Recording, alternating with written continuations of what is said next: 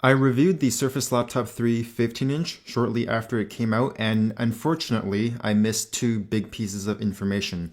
The first one being that they also had a version with an Intel CPU that was better overall, and that there was actually a fix for the adaptive contrast issue for the display.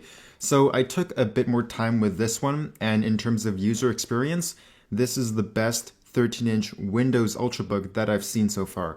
It does have a few issues though, and they can be deal breakers to some people, so this laptop, I think, is going to either be something that fits you just about perfectly, or it's not going to work for you for what you need it for, and that's what we're going to cover in this review. The Surface Laptop 3 13-inch comes in two different finishes. There's an Alcantara kind of like fabric finish that's more comfortable, the same one on the previous versions, and there's also a new aluminum build, which is the one I'm reviewing. This one is the gold color, but if you're contemplating on which one to buy, I think it just comes down to comfort versus aesthetics. I would personally go for the fabric finish if you're not sure, but I honestly don't think you can go wrong with either. The screen is built very well, very little flex there. The keyboard deck has a little bit of flex. Here's the fabric keyboard on the previous Laptop 2, but I cannot confirm if they've made it stiffer or any better on the Laptop 3, so just use it as like a rough comparison. The hinge is tuned very well. It's a little bit on the lighter side, but the rubber feet are grippy enough to prevent the body from moving. The speakers on this are actually quite interesting because they fire up from beneath the keyboard, and even though it's blocking nearly the entire driver, these are the second best 13-inch laptop speakers that I've heard behind the 13-inch MacBook Pro. They get very loud, there's good detail and clarity, there's a fair bit of upper bass once you get up to around 80% volume, but without a separate subwoofer, it is quite difficult to get that low without distortion. The keyboard and trackpad are both excellent, and compared to the MacBook Pro and the XPS 13, I would say this has the better keyboard of the three by far, but the MacBook Pro has the best trackpad, no competition. All three are great, but comparatively speaking, those are my picks for the best keyboard and the best trackpad. I got used to the keyboard almost immediately. It's weighted perfectly, excellent layout. I also like that the FN key is a toggle rather than something that you need to hold down temporarily. And with the trackpad, it's smooth, tracking is on point, the cursor doesn't jump around when I click, and if I remember correctly, the Surface Laptop 2 had a loud and distinct click, but this has a deeper and quieter sound that's less annoying to the people around you.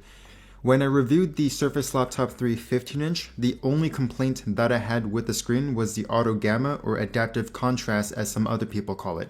And the short explanation is that it constantly changes the colors depending on what was on your screen. This obviously impacts color accuracy and is just annoying to look at. You can disable it by installing Intel Graphics Command Center from the Windows Store and disabling display power savings.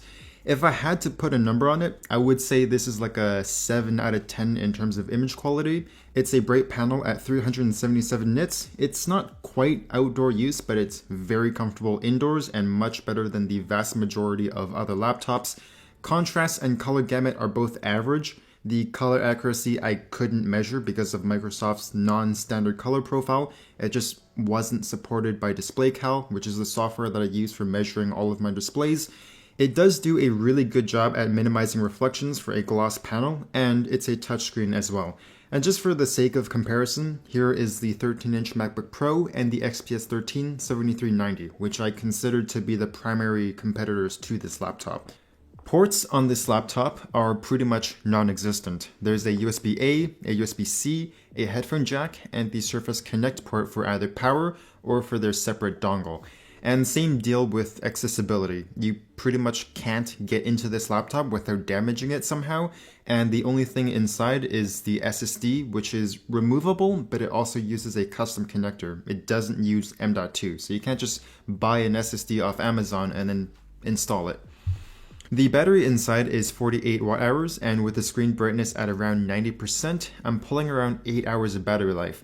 Charging is pretty cool though, at the very least. The default charger is magnetic, but you can also use the USB-C port for charging, so you get quite a bit of flexibility here. If you're someone who wants a MacBook Pro, but you need Windows, either because your work requires it, or it's what you grew up using, so you're more familiar with it compared to macOS, this is the closest Windows counterpart that I've seen so far. It excels at pretty much everything except for port selection and accessibility.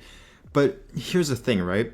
I've never needed more than one USB-A port for using a flash drive as a student, and even then it was very rare. Like, everything is online now, and not everyone is comfortable with working on their expensive laptop like us enthusiasts. So if this sounds like you, I think you're going to enjoy using this laptop. If they added more ports and made the RAM and SSDs use standard components, I think this would be just about perfect.